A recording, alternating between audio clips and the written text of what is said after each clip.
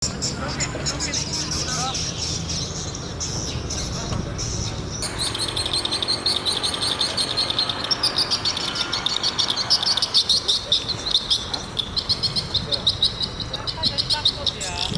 orang, Pak? Ibu ada?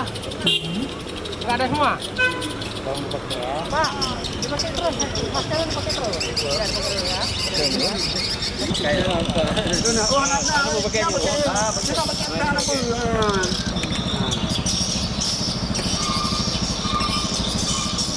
Masker dipakai terus, Pak ya? Dipakai masker.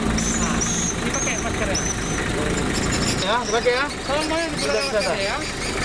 Iya, Pak. Inilah.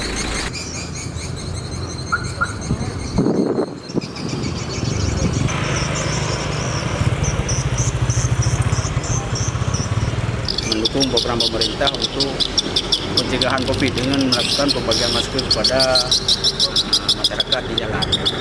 Jadi ini salah satu upaya kami untuk melakukan pencegahan COVID yang sangat berkembang di masyarakat sekarang ini. Dalam 2 hari ini ada sekitar 500 ada masker lembar.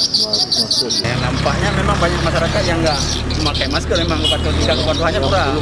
Nah, tapi yang memang udah pakai nggak langsung ditanyain, nggak kita stop.